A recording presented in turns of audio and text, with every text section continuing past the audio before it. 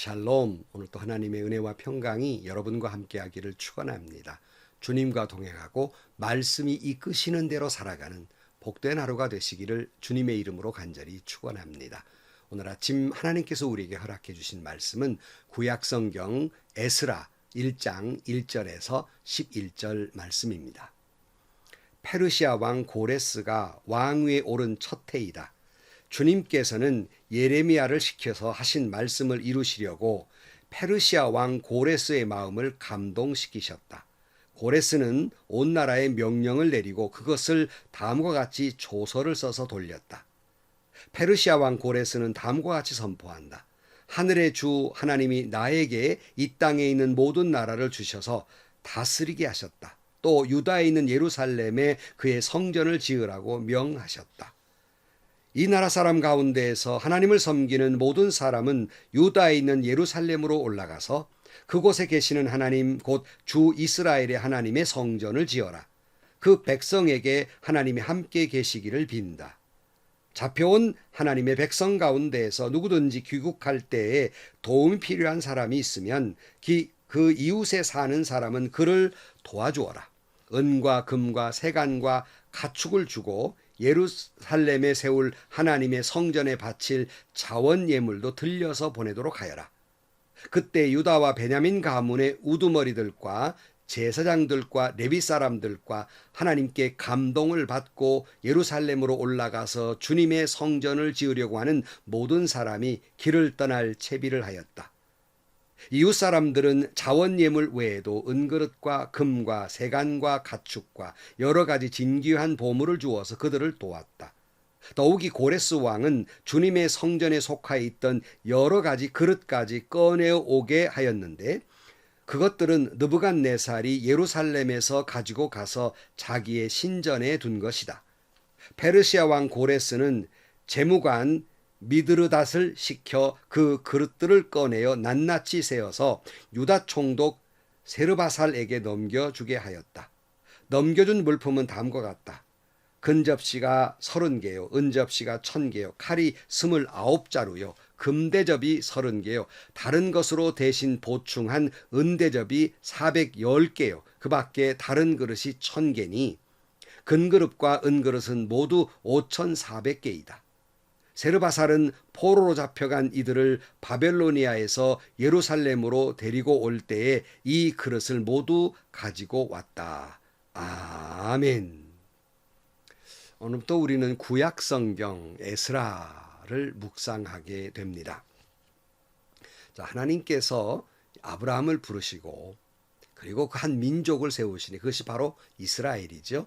이스라엘이 정착해 산 곳이 가나안 땅입니다.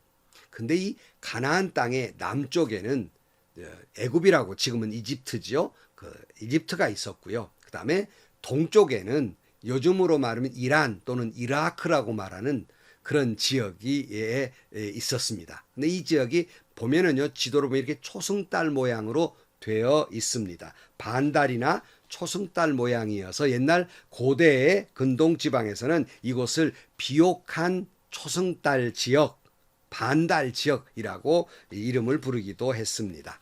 자, 이 지역을 패권을 차지했던 사람들은 아수르가 있었고요. 그 다음에 바벨로니아가 있었고요. 그 다음에 바사라고 페르시아가 있었고요. 바로 그 다음에 또 헬라가 있었고 그리고 로마가 차지하게 되는 이런 순으로 점령하게 되는데요. 이 바벨론 느부갓네살 왕이 이스라엘을 멸망시킨 해가 주전 587년입니다. 근데 이 느부갓네살 왕의 정책이 이렇습니다. 이 아수르는 바벨론도 마찬가지입니다만은 정복한 나라를 이렇게 정복을 하면은요, 이들을 이제 그 이주를 시켜요. 그래서 완전히 민족을 말살합니다. 문화도 그렇고 종교도 이제 완전히 말살시키는 정책을 쓰게 됩니다. 그래서 이 느부갓네살 왕이 예루살렘에 쳐들어가서 성전을 완전히 무너뜨리고 성전에 있는 기구들을 다 끌어다가 이제 이 바벨론에 두고 그리고 이스라엘 사람들을 포로로 끌고 가게 됩니다. 자, 그런데 이 바벨론을 무너뜨린 나라가 오늘 나오고 있는 바사라고 말하는 바로 페르시아입니다. 페르시아 왕 고레스입니다. 그 해가 주전 539년입니다. 그리고 그 원년 538년에 한 칙령을 발표해요. 그것은 이스라엘 사람들을 고국으로 돌려보내게 됩니다. 자, 또 고레스는 왜 이렇게 했나? 이제 고레스는 페르시아는 좀 아수르나 바벨론과는 그 정책이 달랐습니다. 어느 민족을 점령을 하면 그들의 문화나 그들의 나라를 말살시킨 것이 아니라 그들을 그곳에 잘 살도록 두었어요. 문화도 격려했어요. 종교도 격려했어요. 그래서 그 페르시아가 차지하는 나라가 평안하게 다스려지기를 원했습니다. 그래서 종교도 그대로 두고 잘 그들이 섬기는 종교를 믿게 하면서 이 페르시아를 위해서 기도해라. 그리고 페르시아를 통치하는 왕을 위해서 기도해 주어라. 이것이 이 페르시아의 정책이었습니다. 그러니까 이 사람이 무슨 고레스가 하나님을 잘 믿고 하나님을 두려워해서 돌려보내는 게 아니라 정책 자체가 그랬고, 하나님은 그런 정책을 따라서 이 고레스를 이제 도구로 삼으셔서 이스라엘 백성을 돌려보내게 된 것입니다. 자, 근데 여기서 우리가 좀 시각을 좀 넓혀야 할 필요가 한 가지 있습니다. 그건 우리가 보통 이렇잖아요. 하나님 그러면 우리 믿는 이의 하나님, 특별히 우리 민족의 하나님. 이스라엘 사람들이 이게 강했잖아요. 그래서 유다 민족을 위한 하나님이라고만 생각을 했고 자기들만 구원받는다고 생각을 한 걸 예수님께서 그걸 다 깼습니다만은, 이런 생각에서 좀 눈을 넓힐 필요가 있어요. 나의 하나님, 우리 교회만 하나님도 아니고요. 우리 민족의 하나님만 아니고요. 우리 하나님은 온 이 지구촌을 통치하시는, 창조하시고 통치하시는 하나님이시고 우주 만물을 통치하시는 하나님이시다는 거예요. 그러니까 믿는 민족만 통치하시고 구원하시는 것이 아니라 지금 믿지 않는 민족도 사랑하시고 통치하시고 구원하기를 원하시며, 믿는 사람들만 사랑하고 구원하시는 것이 아니라 지금 믿지 않는 사람도 사랑하시고 그들을 구원하기를 원하시며 간섭하시고 역사하신다는 거예요. 좀 너무 시각을 좁게 보지 마시고 좀 넓게 보아야 합니다. 그러므로 우리는 오늘 본문에 살펴보고 있는 이 페르시아 왕 고레스를 통해서 하나님은 어떻게 역사하시며 하나님의 뜻을 어떻게 펼쳐가시는가를 살펴보는 것이 은혜입니다. 그러니까 여러분, 이 고레스도 하나님이 세웠다는 거예요. 자, 이사야 40장 28절에 보면 고레스를 보시고는 너는 내가 세운 목자다. 나의 뜻을 모두 내가 이룰 것이다 하시며, 예루살렘을 보시고는 내가 재건될 것이다 하시며, 성전을 보시고는 너의 기초가 놓일 것이다 하신다 그랬어요. 또 이사야 45장 1절 말씀에 나 주가 기름 부어 세운 고레스에게 말한다. 내가 너의 오른손을 굳게 잡아 열방을 내 앞에 굴복시키고 왕들의 허리띠를 풀어 놓겠다. 내가 가는 곳마다 한 번 열린 성문은 닫히지 않게 하겠다. 고레스는 들어라 그랬고요. 이사야 45장 13절 말씀, 바로 내가 그를 의의 도구로 일으켰으니 그의 모든 길을 평탄하게 하겠다. 그가 나의 도성을 재건하고 포로된 나의 백성을 대가도 없이 보상받지 않고 놓아줄 것이다. 만군의 주님이 하신 말씀이다 그랬어요. 여러분, 하나님이 고레스 왕을 세웠다. 하나님이 고레스 왕을 세워서 이끄시고 또 그를 도구로 삼으셨다. 이렇게 말씀하고 있습니다. 그러므로 우리는 오늘 본문에서 말씀을 묵상하면서 하나님께서 이 고레스를 통해서 어떻게 세우셨으며 어떻게 섭리하고 역사하고 계시는가. 오늘 본문은 고레스 왕을 마음을 감동시켜서 이스라엘 백성을 돌려보냈다. 이런 말씀도 기록하고 있는 것입니다. 그러므로 여러분, 다시 한번 강조하지만 하나님은 온 인류에 이스라엘만 다스리는 하나님도 아니고요. 또 우리만 다스리는 하나님이 아니라 온 인류의 왕이 세워지고 폐위되고 대통령이 되고 폐위되고 이 모든 것이 하나님이 섭리하는 뜻 가운데 있기 때문에 우리는 인류의 역사를 통찰하는 것도 이 지구촌에 되어지는 일을 통찰하는 것도 그런 관점에서 하나님이 어떻게 역사하셨는지, 이 사건 가운데 하나님의 뜻이 무엇인지 정치적으로나 경제적으로나 그런 관점에서, 신앙인의 관점에서 보아야 합니다. 그렇다면 요즘 제일 우리가 정말 두려운 것이 뭐예요? 지금 코로나 바이러스로 인한 많은 고통, 전 인류가 신음하고 있는 거 아닙니까? 물론 이것은 바이러스로 인한 그런 어려움이고 질병에 속한 것은 당연한 거예요. 그러나 우리가 이걸 신앙적으로 본다면 이 고통 속에서 하나님의 뜻은 무엇이며, 하나님은 이 고통을 어떻게 이끌어 가시며, 하나님은 이 고통을 어떻게 끝낼 것이며, 이 고통 후에 하나님은 어떻게 역사하실 것인가, 하나님의 역사는 어디로 흐르고 있는 것인가를 보는 것이 코로나 바이러스를 보는 신앙인의 관점이라는 거예요. 신앙인이 봐야 할, 해석해야 될 관점인 것이다 하는 거예요. 그래야, 그런 관점에서 보아야 이제 지금도 한국 교회가 어떤 스탠스를 취할 것이며, 이 코로나가 끝난 다음에 한국 교회는 어떤 방향으로 나아갈 것이며가 나오게 되는 거고, 그런 눈으로 가져야 나도 어떤 스탠스를 취하며 어떻게 나아갈 것인가를 우리가 깨닫게 된다는 것입니다. 한국 교회는 나는 어떻게 하나님의 뜻을 이루어가며 어떻게 하나님의 나라를 이루어갈 것인가를 그 방향성이 올바로 결정되기 때문에 좀 관점을 크게 보아야 한다는 거예요. 자, 그런데 여기서 예레미야를 보면 예레미야 25장 11절 말씀에 이 땅은 깡그리 끔찍한 폐허가 되고 이 땅에 살던 민족은 70년 동안 바벨로니아 왕을 섬길 것이다. 이렇게 70년이란 기한이 다 차면 내가 바벨로니아 왕과 그 민족과 바벨로니아 땅의 죄를 벌하며 그곳을 영원한 황무지로 만들어 버리겠다. 나 주의 말이다 그랬어요. 여러분, 여기서 보고자 하는 건 어떤 말이냐면 이제 바벨론 포로 생활이 70년이라고 말하고 있어요. 그리고 29장 20절에도 같은 말을 하고 있는데, 좀 이게 연도를 계산하는 사람은 이 말을 들으면 좀 헷갈립니다. 혼란이 와요. 왜냐하면 예루살렘이 멸망한 해가 주전 587년이고 이스라엘이 예루살렘으로 돌아온 고레스 왕의 원년이 주전 538년이에요. 그러면 계산하면 50년이에요. 그러니까 이스라엘 백성이 바벨론 포로 기간이 50년이란 말이에요. 근데 왜 70년이라고 했을까 하는 것에 대한 해석이에요. 헷갈리죠. 성경 틀렸네, 앞뒤가 안 맞네 그러는 거예요. 그래서 자, 그런데 여기서 자, 원인을 보십시다. 이스라엘 백성들이 왜 하나님으로부터 매를 맞았을까요? 아수르와 바벨론에게 멸망당했을까요? 그들은 하나님을 경배하지 않았고 하나님께 올바로 예배하지 아니했기 때문에 그들은 아수르와 바벨론에게 멸망을 당하게 됩니다. 예배가 중요해요. 예배하지 않아서예요. 자, 그런데 오늘 본문 1절에 이렇게 시작하고 있어요. 페르시아 왕 고레스가 왕위에 오른 첫 해이다. 주님께서는 예레미야를 시켜서 하신 말씀을 이루시려고 페르시아 왕 고레스의 마음을 감동시켰다. 고레스는 온 나라에 명령을 내리고 그것을 다음과 같이 조서를 써서 돌렸다. 페르시아 왕 고레스는 다음과 같이 선포한다.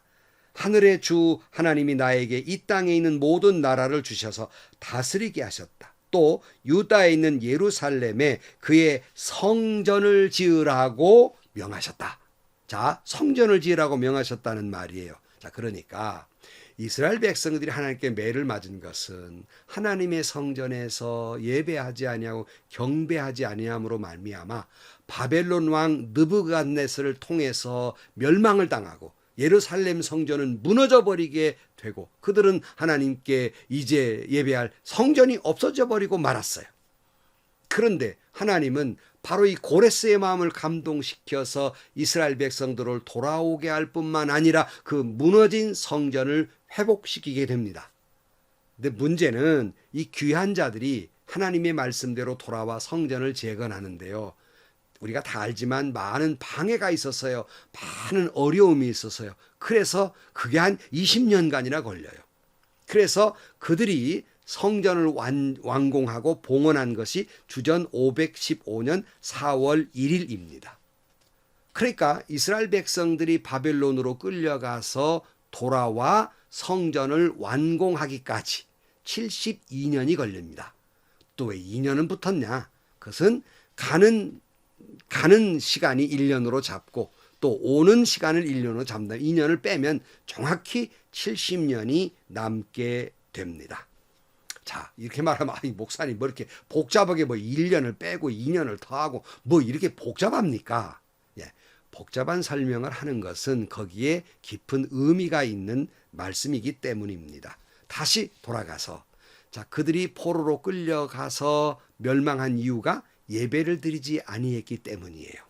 그러면 이제 그 매를 맞은 것이 그들이 회복되려면 어느 때까지가 회복되냐면 단순히 바벨론 포로에서 고향으로 돌아온 날이 회복된 날이 아니라 그들의 예배가 회복된 날이 진정한 회복이라는 거예요.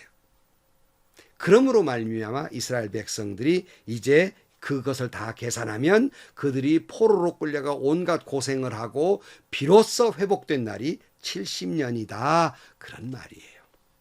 그러니 우리가 신앙적 관점에서 깨닫고 적용해야 할 것이 무엇입니까? 여러분, 신앙인으로서 진정한 회복은요, 무슨 뭐 사업이 망했던 것이 바로 되고 무슨 무엇이 가정이 회복되고 이게 아니라 신앙인의 진정한 회복은요, 예배의 회복입니다. 예배가 회복되어야 합니다. 그러면 우리의 신앙을 돌아봐요. 오늘 우리의 예배는 어떻습니까? 우리 한국교회 예배를 돌아봐야 해요. 정말 진정한 예배를 드리고 있습니까? 신령과 진정으로 예배를 드리고 있습니까? 혹시라도 우리가 드리는 예배가 오직 하나님께 영광이 아니라 사람을 높이는 예배가 되고 있지는 않습니까? 우리가 드리는 예배가 어떤 목적을 두고 예배를 드리는 것은 아닙니까? 오직 하나님께 영광, 오직 하나님만을 찬양하고 하나님께 경배하고 하나님께 감사하는 것이 진정한 예배가 아니겠습니까? 자, 그런데 한국교회가 코로나가 오기 전에부터 벌써 예배들이 이게 자꾸 무너져가는, 신령과 진정한 예배가 무너져가는 그런 소리들과 모습들이 보였는데 코로나가 옴으로 말미암아서 이제 더 무너져 버려서 많은 사람들이 교회에 나오지 못하고 이렇게 화상으로 예배를 드리게 되고, 그것까지는 또 이해를 하는데 그러다 보니까 신앙이 약해지고 이제 그것마저 예배를 드리지 않게 되는, 성전이 무너져요. 예배가 무너졌습니다. 자, 그런데 우리가 이 코로나 바이러스가 이제 물러갔다, 완전히 코로나 바이러스로 우리는 해방됐다 하는 때가 언제냐는 거예요. 세상 사람들은 볼 때 정부에서 자, 이제는 이제 코로나 바이러스가 다 진정되고 물러갔습니다 하고 방송으로 선포하는 것이 코로나 바이러스가 물러간 때입니까? 세상 사람은 그때가 물러간 때예요. 그러나 우리는 이 코로나 있기 전과 있기 후에 진정한 회복은 코로나 있기 전에 있었던 우리의 신앙이 이제 코로나 바이러스가 물러가고 우리의 예배가 다 회복됐을 때 우리는 그때를 진정으로 회복됐다 할 수 있는 겁니다. 이것이 신앙인의 관점이에요. 이것이 신앙인이 보는 눈이라는 말씀입니다. 바라기는 우리 한국교회가 벌써 코로나 오기 이전에 무너져 내리는 소리가 들렸는데 진정으로 코로나가 물러가고 다시 한번 우리가 정신을 차리고 회개하고 주님께 돌아와 신령과 진정으로 예배를 드림으로 말미암아 진정한 회복이 되는 역사가 일어나기를 주의 이름으로 축원합니다. 우리 하나님이 이 고레스의 마음을 감동시킨 것처럼 우리의 마음을, 우리 믿는 이들의 마음을, 교계 지도자의 마음을 감동시키셔서 무너져버린 성전이 회복되듯이 우리의 예배가 회복되고 오직 하나님께 영광, 신령과 진정으로 예배드리는, 코로나 바이러스가 단순히 물러간 정도가 아니라 우리 예배가 회복됨으로 말미암아 진정한 회복의 역사가 일어나는 놀라운 일이 우리 가운데 함께 하시기를 주의 이름으로 간절히 축원합니다. 기도하시겠습니다. 하나님 아버지, 이 코로나 바이러스가 빨리 물러가고 온 지구촌이 회복되기를 원합니다. 이것은 세상적 관점이지만 주님의 눈으로 볼 때 무너진 예배가 회복되기를 원합니다. 우리 각자의 교회들마다 한국교회가 하나님께 신령과 진정으로 예배드리는 예배의 회복의 역사가 일어나게 하여 주옵소서. 진정한 회복이 일어나게 하여 주옵소서. 예수님의 이름으로 기도하옵나이다. 아멘. 높아심에서 다시 말씀드려요. 이스라엘 백성들이 바빌론 포로는 50년이었어요. 그러나 성경에서 말하는 70년이라고 말하는 것은 단순히 예루살렘으로 돌아올 때를 기점으로 한 것이 아니라 돌아와 예배가 회복된 때를 진정한 회복이라고 이야기하고 있는 겁니다. 오늘 우리도 코로나 바이러스가 물러가서 회복된 것이 아니라 코로나 바이러스가 물러가고 우리가 나태해졌던 우리의 신앙이, 한국교회 신앙이 회복됐을 때가 코로나 바이러스가 진정으로 그 이전으로 회복됐다고 말할 수 있습니다. 우리 개인이, 여러분의 교회가, 한국교회가 진정으로 신령과 진정으로 예배드리는 회복의 역사가 일어나기를 주의 이름으로 축원합니다. 오늘도 행복하시고요. 오늘도 좋은 일이 가득한 하루가 되시기를 주님의 이름으로 간절히 축원합니다.